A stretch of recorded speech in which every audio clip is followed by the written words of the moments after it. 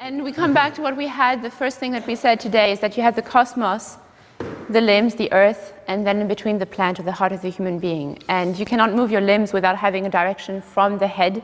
The head sends a thought into the limbs, directs the limbs, and out of this action, a feeling arises. And in biodynamic farming, you imprint the picture of the cosmos, and you're dealing with rhythm in such a way that you are actually taking the directives from the cosmos, from the rhythms of the planets, from many things that are happening and that you take into action.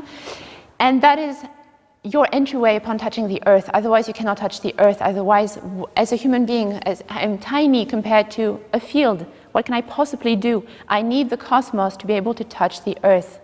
And in eurythmy, there is absolutely no improvisation. Every gesture that we do is choreographed.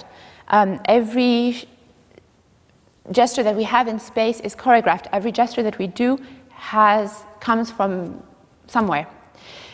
And so, in the same way, the head has to think through. I mean, there's a tremendous process of thinking that happens.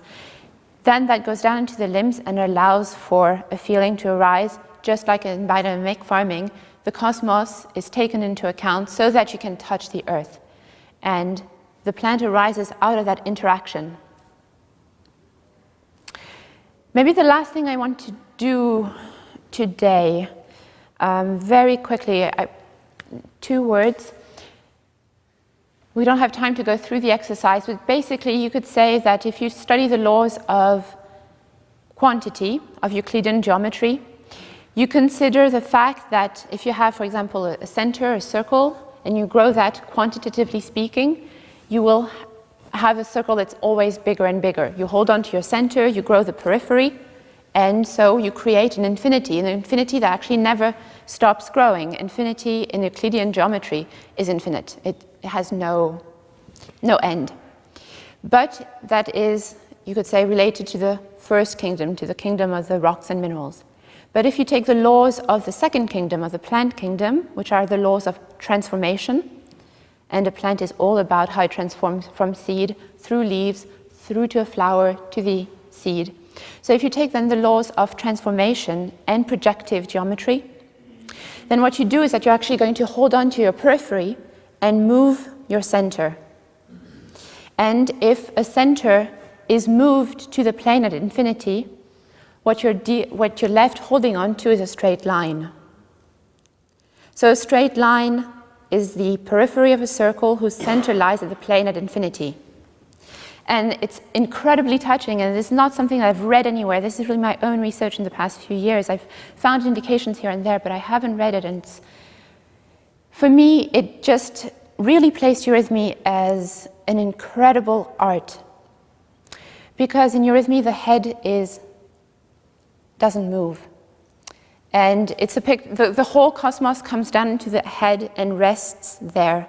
But actually the limbs, in their corporality, in their physicality, go through the plane at infinity.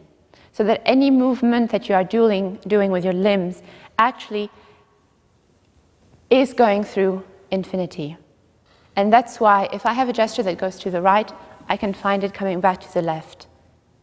And so in eurythmy, you have 2 points, 2 centers of gravity, the human heart and the plane at infinity. And any gesture that you do stands between the human heart and the plane at infinity.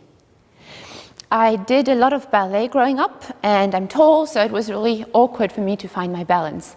And I used to have tremendous stage fright going on stage because I was holding my body onto my body. I was just holding onto myself. I was tiny compared to the entire audience, sometimes 5,000 people watching you. You can't deal with that by yourself. You're too small as a human being if you just hold on to your body. I started doing eurythmy and stage fright completely vanished because the body was no longer here, it was actually supported by the entire space around me. So actually in eurythmy, you don't throw yourself on the ground, you lend your body to a gesture. That means that you respect your own freedom as a human being, but you also respect the freedom of those that are watching you.